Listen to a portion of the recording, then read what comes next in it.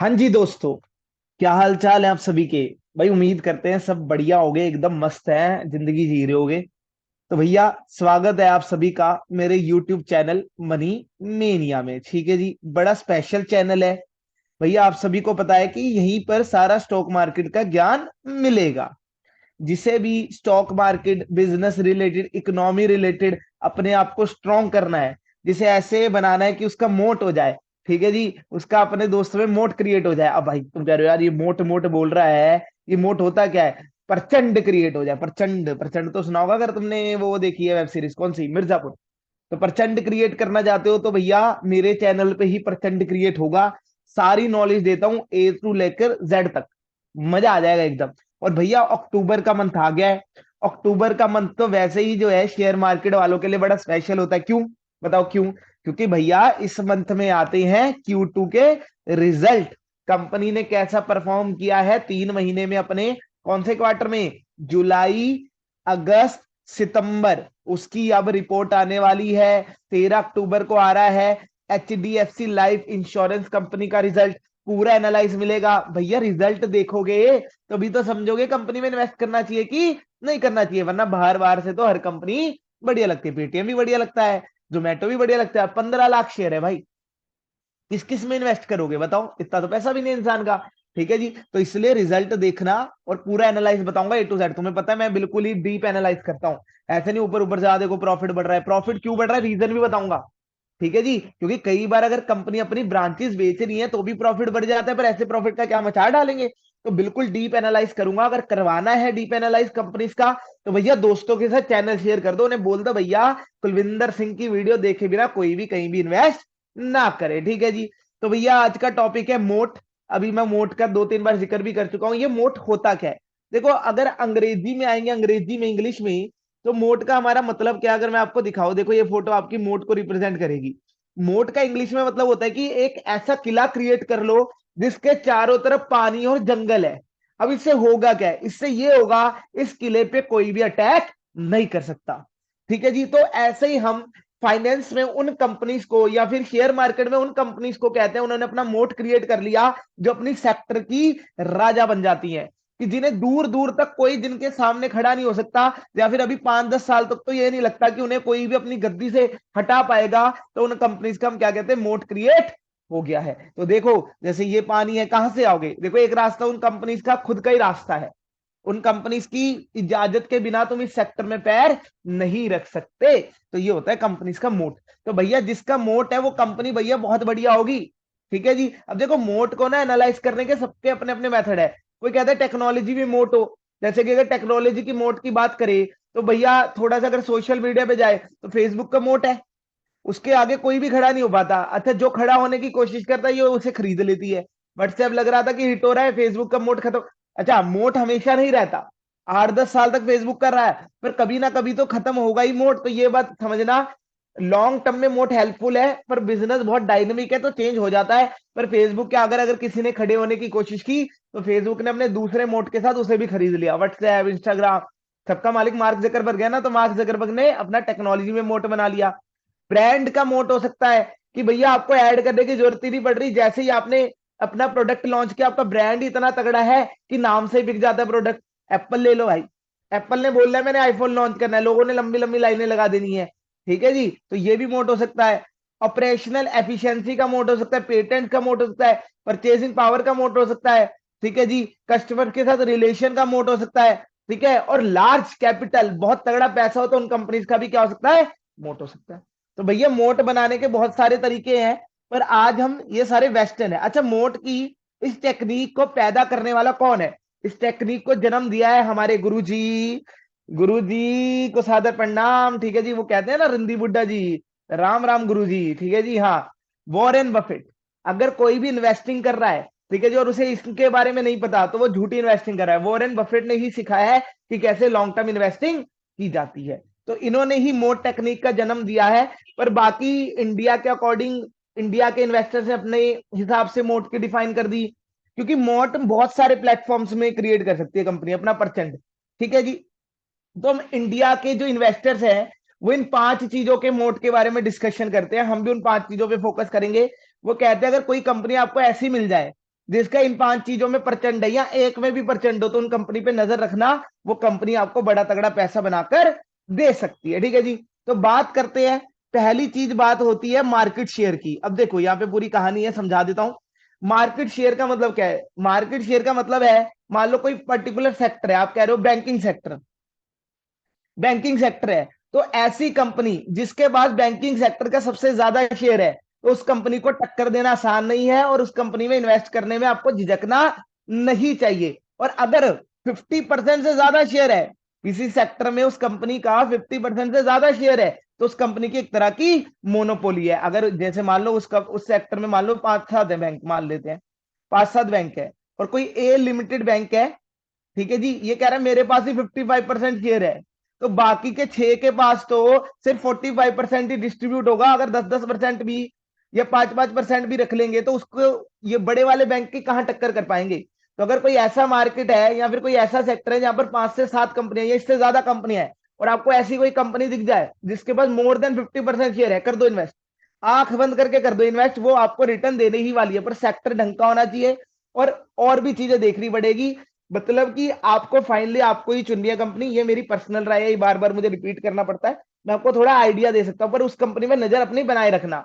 अब देखो, जैसे यहाँ पर मैंने कुछ कंपनीज का जिक्र किया, आप कहोगे सर आप सिर्फ आइडिया दे दो, कुछ कंपनीज के बारे में बता दो, वरना मेरी रिसर्च रिसर्च करनी पड़ेगी। आपको रिसर्च करने की कोई जरूरत नहीं है। जब तक तुम्हारा भाई जिंदा है ना, सारा ज्ञान देगा। तुम कमेंट सेक्शन में बता दिया करो किस चीज का ज्ञान चाहिए, सारा ज्ञान दे दूंगा, ठीक है। अब बैंकिंग में एसबीआई का मोट है, ठीक है जी, 24% का शेयर है। अब तुम कहोगे सर फिर एसबीआई में इन्वेस्ट कर दे। अब मैंने क्या कहा, पूरी कहानी देखनी पड़ती है, आंख बंद करके इन्वेस्ट नहीं करा जा सकता। पहले ये 30% का था, तो इसका मोट इंक्रीज नहीं हो रहा, ये अपनी स्ट्रेंथ खो रही है। तो हम तो फ्यूचर के अकॉर्डिंग इन्वेस्ट करते हैं शेयर मार्केट में, मैंने पहले ही बोला है। तो एसबीआई का पहले मोट था, अब ये मोट खोता जा रहा है, 30% से शेयर 24% आ गया है 5-7 साल में। क्योंकि आपको पता हो अगर, कि पहले एसबीआई एसबीआई होता था, सरकारी बैंक ही सरकारी बैंक होते थे, पर आजकल लोग किसकी शिफ्ट हो गए हैं, किसकी तरफ शिफ्ट हो गए हैं, प्राइवेट बैंक की तरफ। आजकल एचडीएफसी का प्रचंड है, कोटक महिंद्रा का प्रचंड है। तो एसबीआई कोई इतना तगड़ा बेट नहीं हो सकती, पर मोट तो है इसका बैंकिंग में, ठीक है जी। अब देखो मारुति का, देखो इसका है तगड़ा प्रचंड 42%। कार की इंडस्ट्री में इतनी सारी कार की कंपनियां होने के बावजूद भी मारुति 42% का शेयर मेंटेन कर रही है, तो बातचीत तो है।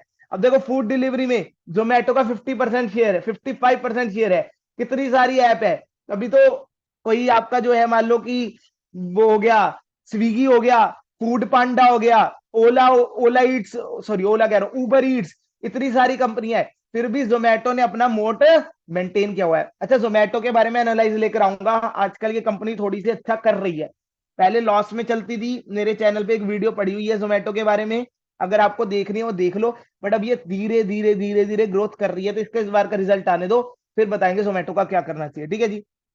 अगला टेलीकॉम सेक्टर, जियो 35% शेयर। और एक बात समझो, जियो आई कब है? एयरटेल और वोडाफोन इतने सालों से है, और जियो उनके इतने सालों बाद आई, फिर भी जियो ने अपना मोट क्रिएट कर लिया। ये क्या बातचीत है ना जियो में, तभी मैं कहता हूं जियो यानी रिलायंस आंख बंद करके बेट करने वाला शेयर है, आंख बंद करके। इस पे तो मैं बोलता हूं ब्लू चिप है भाई जी, ब्लू चिप स्टॉक है। देखो फिर से बोलता हूं, कुछ नहीं पता कब कंपनियां ब्लू चिप से बंद हो जाए। रिलायंस पावर भी एक टाइम पे बहुत तगड़ी कंपनी थी, ठीक है जी, पर आज उसकी एग्जिस्टेंस पे भी शक होता है। ठीक है, तो बहुत ज्यादा अनप्रिडिक्टेबल है मार्केट, पर हम तो अभी लेटेस्ट 2-3 साल की प्रिडिक्शन करूंगा तो रिलायंस रिटर्न देगी। ठीक है, अब देखो एक मैं आपको बात बता दूं इंटरेस्टिंग सी, ये इंटरेस्टिंग फैक्ट है, ठीक है जी। जियो के बाद आपकी एयरटेल है, ठीक है, वो तो सबको ही पता था यही होगी। अब लोगों को लगता है तीसरी कंपनी वीआई है, जिसका थोड़ा सा शेयर तगड़ा होगा टेलीकॉम सेक्टर में। नहीं है ऐसा भैया, बीएसएनएल वीआई से बहुत आगे है, लगभग लगभग 20% बीएसएनएल के पास ज्यादा शेयर है, वीआई से ज्यादा शेयर, मार्केट शेयर। समझ रहे हो, हमें लगता है वीआई अच्छी कंपनी है, देख लो कितनी घटिया हो चुकी है कि बीएसएनएल के पास उससे 20% ज्यादा शेयर है। तो ये एक इंटरेस्टिंग फैक्ट आपको बता दिया। अडानी पोर्ट, देखो अडानी की एक ही कंपनी है जो मुझे बहुत तगड़ी लगती है, अडानी पोर्ट। यही रीजन है क्योंकि वो प्रॉफिट में रहती है, और उसका पोर्ट में क्या एक तरह का मोट है, 25% शेयर है इनके पास, और ये बढ़ा ही रहे हैं। ठीक है जी, आइए आगे। मार्केट शेयर में मोट समझ आ गया, कैसे देखते हैं कि वो कंपनी जिसके पास सबसे ज्यादा मार्केट शेयर होगा वो कंपनी अच्छा करेगी। अगला है इकोनॉमीज ऑफ स्केल। देखो इकोनॉमीज ऑफ स्केल क्या होता है? इकोनॉमीज ऑफ स्केल एक ऐसा तरीका है कि आप ना लार्ज लेवल पे प्रोडक्शन करो, ठीक है जी, एक महीने में ज्यादा से ज्यादा यूनिट्स प्रोड्यूस करो तो इससे आपकी फिक्स्ड कॉस्ट क्या हो जाएगी, कम हो जाएगी। ठीक है जी, तो पर यूनिट आपकी फिक्स्ड कॉस्ट कम हो जाएगी तो आपका प्रॉफिट मार्जिन बढ़ जाएगा पर यूनिट का। ये कहता है इकोनॉमीज ऑफ स्केल। तो यानी कि जो कंपनियां लार्ज लेवल पे प्रोडक्शन करती हैं उन्हें भी अलग लेवल का फायदा होता है, वो तभी अपने प्रोडक्ट को सस्ता बेच पाती हैं क्योंकि उनकी प्रोडक्शन लार्ज स्केल पे होती है। जैसे जूडियो में बता रहा था, भैया उस वीडियो को देखा नहीं यार तुमने, क्या गलती हो गई यार, कमेंट में बता तो दिया करो कोई गलती हो गई ट्रेंट की वीडियो में, क्या बढ़िया नहीं लगा यार। जूडियो के बारे में इतना बढ़िया मैंने तुम्हें क्लियर किया। तो जूडियो इसी पे चल रहा है कि वो कहता है कि देखो एक एग्जांपल देता हूँ, यहाँ पे मैंने एग्जांपल दिया होगा। अच्छा, इसमें वैसे सबसे तगड़ा कर रही है एवेन्यू सुपरमार्ट। जूडियो तो अभी आया, डी मार्ट आपका बहुत पहले का है। वो इसमें अपना मोड क्रिएट कर चुकी है इकोनॉमीज ऑफ स्केल। एक एग्जांपल से बताता हूँ कैसे। अब मान लो 1 लाख की रेंट है उनके जो है शोरूम की, तो आप ये समझो रेंट फिक्स्ड है, चाहे आप 10 यूनिट बेचो चाहे 1 यूनिट बेचो आपको रेंट देनी देनी है। तो भैया जब 1 लाख रेंट देना ही देना है तो कंपनी ये कोशिश क्यों ना करे कि मैं ज्यादा यूनिट होल्ड आउट करूं। उससे फायदा क्या होगा, देखो अगर मान लो कंपनी सिर्फ 1,000 यूनिट बेचती है तो डिवाइड करो पर यूनिट पे कितनी फिक्स कॉस्ट एडजस्ट होगी, 100 रुपए। 100 रुपए, देखो वैसे ये बहुत छोटा कंसेप्ट है क्योंकि जिन्हें लॉ ऑफ वेरिएबल प्रोपोर्शन पता है, ये इकोनॉमिक्स का थोड़ा सा कंसेप्ट हो जाएगा, वो ये बात जानते हैं कि आप ज्यादा फिक्स्ड पे भी वेरिएबल का प्रेशर नहीं डाल सकते। अब ये भी नहीं सोच सकते कि मैं फिर ऐसे 10,000 यूनिट प्रोड्यूस कर दूं, 1 लाख प्रोड्यूस कर दूं या 10 लाख प्रोड्यूस कर दूं तो ये सर क्या कॉस्ट गिरती रहेगी गिरती रहेगी गिरती रहेगी, नहीं। अगर देखो ये ऐसा होता है ग्राफ, अगर मैं आपको इकोनॉमीज ऑफ स्केल समझाऊं, ये ऐसा होने लग जाता है। ठीक है, अगर नॉर्मल बताऊं, यहां पर आपकी कॉस्ट, जब आप देखो अगर आप बहुत कम प्रोड्यूस करोगे तो भी कॉस्ट बहुत ज्यादा है। ठीक है जी, आप अगर थोड़ा ज्यादा प्रोड्यूस करोगे कॉस्ट कम हो गई। पर जब आप लालच के चक्कर में अपने शोरूम नहीं बढ़ाए, उसी शोरूम में माल घुसाते जाओगे आपका नुकसान होना स्टार्ट हो जाएगा। एक अलग कंसेप्ट है, मैं आपको थोड़ा बहुत बता रहा हूँ कि इकोनॉमिक्स ऑफ स्केल को भी थोड़ा ध्यान से आपको चेक करना पड़ेगा। तो अब वो कंपनी कह रही है अगर मैं 1 लाख यूनिट बेचू, रेंट 1 लाख जाना ही है, तो पर यूनिट फिक्स कॉस्ट कितनी पड़ जाएगी, 1 रुपए। रिड्यूस हो रही है कि नहीं हो रही। तो इकोनॉमिक्स ऑफ स्केल का भी मोट बड़ा ज्यादा जबरदस्त है। अगले मोट पे आते हैं भाई। अगला मोट है हमारा ब्रांड। ये तो मैं अभी बता रहा था, अंग्रेज भी मानते हैं इसे भाई। ब्रांड में सिंपल सा है, कस्टमर लॉयलिटी, और जिसका नाम ट्रेंडिंग में हो कि भैया जैसे ही उसने अपना प्रोडक्ट लॉन्च करना है उसे कुछ खास ऐड करने की जरूरत नहीं है, टीवी में बार बार लोगों को बताने की जरूरत नहीं, हम आ गए हम आ गए, बस एक बार बता दो आ गए, तो लोग अपने आप ही खरीद लेंगे। अब देखो कुछ ब्रांड तो इतने तगड़े हैं, नेस्ले। अब मैगी, हम जाके नूडल्स नहीं बोलते, मैगी एक नाम है, असली में जो चीज हम खा रहे हैं वो क्या है, नूडल्स, पर कोई नूडल नहीं बोलता, सब क्या कहते हैं भाई मैगी ले आई हो। ये ब्रांड समझो जब आपका नाम ही उसने रिप्लेस करा दिया। अगर मैं किसी को कहूं भाई टूथपेस्ट, वो कहता है टूथपेस्ट क्या होता है, मैं तो दुकान पे जाता हूँ कोलगेट बोलता हूँ। ये समझो, मेरी बात समझना थोड़ा सा कितना, ये थोड़ा आपको साइकोलॉजी भी समझ आएगी, कितनी टॉप लेवल की साइकोलॉजी इन्होंने क्रिएट कर दी ब्रांड से। तो इनको कौन पीछे करेगा मुझे ये तो बताओ। नेस्ले को कौन पीछे करेगा मैगी में, कोलगेट को कौन पीछे करेगा भाई, जिन्होंने इतना तगड़ा मोट अपना क्रिएट करा हुआ है एड के द्वारा। और फ्लैगशिप फोन आता है कि भैया मुझे 50,000 से महंगा फोन खरीदना है, कोई और फोन दिमाग में आता है क्या, फोन क्या बोलोगे सारे, एप्पल भाई। अब थोड़ा वन प्लस थोड़ी बहुत टक्कर देने लग गया है, थोड़ी बहुत। ठीक है, बीच में बड़ा हिट हुआ था पर अब फिर से एप्पल ने अपनी दिखा दी कि वन प्लस तेरी कोई औकात नहीं है, मैं ही अपना मोट क्रिएट करके बैठी हूँ और फ्लैगशिप में तो तुम मुझे टक्कर भी नहीं दे पाओगे। तो ये होता है, ये होता है। तो ऐसी कंपनी में इन्वेस्ट करो भाई, लॉन्ग टर्म में रिटर्न आएंगे ही आएंगे। अगला मोट है पेटेंट। भैया कोई प्रोडक्ट अपना निकालो और इसे रिजर्व कर लो, तो अगर लोगों को चाहिए वो, तो आपसे ही खरीदना पड़ेगा और कोई कंपनी वो बना नहीं सकती क्योंकि आपने अपने फॉर्मूले को क्या कर लिया है, पेटेंट कर लिया। इसमें पेटेंट भी हो सकता है और लाइसेंस भी हो सकता है। ठीक है जी, कि आप जो है ऐसा प्रोडक्ट करो, ठीक है जी, आप ऐसी फिल्म बनाओ या ऐसे कलाकारों को साइन करो जिसे आप लाइसेंस कर लो। ठीक है, तभी तो कंपनियां क्या करती हैं, जो फेमस फेमस कलाकार है, जॉर्डन, जॉर्डन के शूज, जॉर्डन के, नाइकी का है ना जॉर्डन, जहां तक मुझे पता, देखो मुझे ज्यादा शूज की नॉलेज नहीं है। ठीक है जी, अब माइकल जॉर्डन एडिडास के साथ भी जा सकता था। ठीक है, एडिडास भी जॉर्डन को साइन कर लेती तो एडिडास जॉर्डन भी बिक जाता। नाइकी के नाम से नहीं बिक रहा जॉर्डन, जॉर्डन के नाम से बिक रहा है जॉर्डन, और जॉर्डन कौन है, माइकल जॉर्डन। अब यहां पर एक बात समझो, पर नाइकी ने दिमाग लगाया, उन्होंने शुरू में ही उसे क्या कर लिया, जॉर्डन को साइन कर लिया कि भाई अब किसी और कंपनी के साथ ही काम करोगे, अब हमारे साथ ही काम करोगे। उसका कितना फायदा हुआ कंपनी को। आज नाइकी जॉर्डन इतना बिकता इतना बिकता इतना बिकता है कि जिसकी कोई हद नहीं। तो पेटेंट करा लो, अलग ही इससे भी मोड क्रिएट हो जाता है। इसमें मैं फाइजर का एग्जांपल भी देना चाहूंगा। उन्होंने अपनी वैक्सीन को जो है पेटेंट करा लिया तो फाइजर के आसपास की वैक्सीन नहीं बन सकी। ठीक है जी, और आपको बताया हमने तो चलो इंडिया की वैक्सीन लगाई, ठीक है जी, पर बाहर के देशों में फाइजर ज्यादा बिकी है, सबसे ज्यादा फाइजर और मॉडर्ना। ठीक है, ये तो आपकी वैक्सीन सबसे ज्यादा बिकी है। और वो बात अलग है कि फाइजर और मॉडर्ना में केस चल रहा है अब क्योंकि फाइजर उस पर इल्जाम लगा रही है सालों ने हमारा केमिकल जी है कॉपी किया, हमने तो पेटेंट कराया था। देखो अब आप केस भी कब डाल पा रहे हो, जब आपको यकीन है ना कि हमने पेटेंट कराया था। वॉल्ट डिज्नी, डिज्नी का भी शेयर देख सकते हो तुम। अच्छा ये सारे जो है फॉरेन कंपनीज है, तो इसके लिए आपको फिर कोई फॉरेन पोर्टफोलियो के थ्रू इन्वेस्ट करना पड़ेगा, उसका अलग मेथड होता है। पर मैं आपको कंपनी के बारे में बता रहा हूँ भाई, इसकी भी अपनी लाइसेंस प्रोडक्ट से अर्निंग बढ़ती जा रही है, बढ़ती जा रही है, बढ़ती जा रही है। इन्होंने भी भाई जो मार्वल के साथ कोलैब किया है, ठीक है, या फिर जो मिक्की माउस वगैरह है, या ये इंटरेस्टिंग इंटरेस्टिंग कार्टून बनाती है, इनक्रेडिबल्स हो गया, इनक्रेडिबल्स ही था ना उसका नाम मेरे हिसाब से, इनक्रेडिबल्स ही था। ये कोई और कंपनी नहीं कर सकती, क्योंकि इन्होंने उस चीज को क्या कर दिया, लाइसेंस कर लिया है। तो ये वाला एक मोड हो गया। अब लास्ट मोड की बात करते हैं भाई। लास्ट मोड है डीप पॉकेट और स्ट्रॉन्ग बैलेंस शीट। ये वाला मोड मेरा पसंदीदा है, और ये आपको बिजनेस खोलने से पहले सोचना चाहिए। मैं यहाँ किसी को भी अगर कोई मुझसे पूछता है ना भाई बिजनेस कब खोलना चाहिए, मैं उसे कहता हूँ पहले बैंक में तेरे 5-10 लाख रुपए हो, ठीक है, या कोई तुझे तेरा गॉड फादर हो, फिर तो पैसे ना भी हो तो खोल दे, कोई दिक्कत नहीं है कि गॉड फादर कह रहा है तू दिक्कत मत ले, मैं पैसा लगाऊंगा तेरे बिजनेस में। क्योंकि एक बात समझो, जब भी आप बिजनेस खोलोगे ना, 2-3 महीने आपको कुछ अर्निंग नहीं आएगी, आपकी जेब से पैसा जाएगा। 2-3 महीने भी शायद मैं कम बोल रहा हूँ, उससे ज्यादा भी टाइम हो सकता है। ठीक है, जोमेटो आज तक लॉस में है, पेटीएम आज तक लॉस में है, तो ये कंपनी कैसे टिक पाती है? क्योंकि इनके पास ये मोट होता है, डीप पॉकेट। डीप पॉकेट मतलब जिसका कोई बाप हो, ऐसा बाप जिसके पास बहुत ज्यादा पैसा है, ठीक है, इसे हम स्ट्रॉन्ग बैलेंस शीट भी बोल सकते हैं। Deep pocket is idiom of English, ठीक है जी। तो ये हम बोलते हैं कि भैया पैसा होगा तो आप अपने बिजनेस को बहुत जल्दी स्ट्रॉन्ग कर सकते हो। अब यहाँ पर आपको समझना पड़ेगा, देखो एक एग्जांपल लेते हैं जियो का।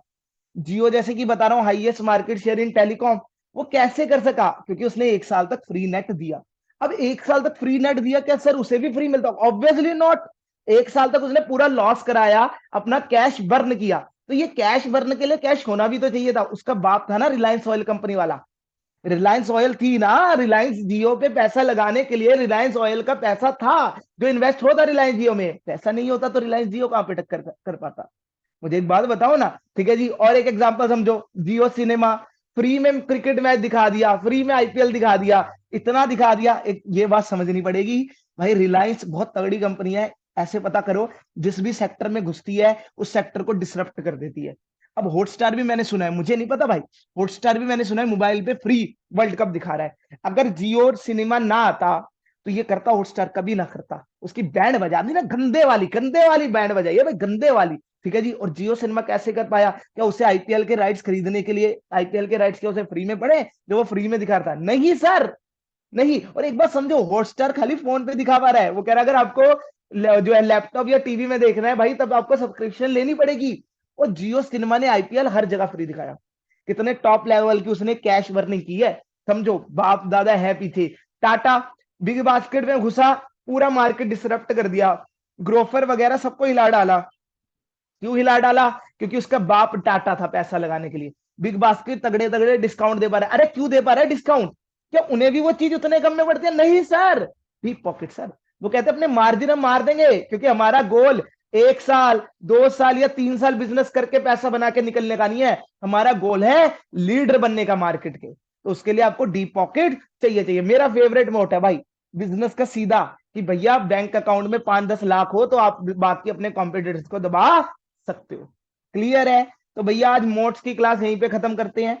किसी को किसी और मोड के बारे में भी जानना हो तो कमेंट सेक्शन में डाल सकते हैं। देखो जैसे मैंने ऊपर एक फोटो शेयर की है, सबके मोड अलग अलग हो सकते हैं। कोई कहता है ये वाला मोड भी हो सकता है सर, हाँ हो सकता है। देखो ग्रोथ कैपिटल भी हो सकता है मोड, ठीक है जी। डिस्ट्रीब्यूशन चैनल जिसका स्ट्रांग हो, कि भैया अपने जो है ऐसे रिटेलर्स के साथ जान पहचान है, ठीक है जी, कि हर बार उसका ही प्रोडक्ट आगे वाली शेल्फ में लगाते हैं, तो उसका ही बिकेगा, क्योंकि कस्टमर तो वही खरीदता है जो आगे उसे दिखता है और साफ सुथरा दिखता है, सुंदर सा करके उसे लगाते हैं। तो ये डिस्ट्रीब्यूशन चैनल हो गया। फ्रेंचाइजी ज्यादा बांट दी कि हर जगह आपका ही प्रोडक्ट दिखे। तो ये सारी चीजें हैं, ठीक है। तो भैया जैसे कि बोला, ये महीना बहुत इंपॉर्टेंट है, क्योंकि कंपनीज के रिजल्ट आने वाले हैं, और रिजल्ट के बिना किसी भी कंपनी में इन्वेस्ट करना एक बहुत बड़ी बेवकूफी है। तो चलिए फिर भैया अगली वीडियो में मिलते हैं। भाई वीडियो यार शेयर किया करो यार, ऐसे बात नहीं बनेगी, इतनी मेहनत करता हूँ यार, 20-25 व्यूज आ रहे हैं यार, बताओ। आईडीएफसी फर्स्ट बैंक ने तो चलो 150-200 व्यूज आ गए, इन वीडियोस पे भी लाओ यार थोड़ा सा भाई, इतनी मेहनत को थोड़ा सा तो फल दो यार। मेहनत नहीं कर रहा तो बता दो, फिर नहीं मैं फिर मैं एक भी व्यू मत लाओ यार। देखो सारा ये रिसर्च करके लाता हूँ, ये किसने क्या बोला, ये फोटो ही लाता हूँ रिसर्च करके, ये लिखता हूँ यार सारा यार, ऐसे मत करो भाई। चलो मिलते हैं फिर अगली वीडियो में, सभी भाइयों को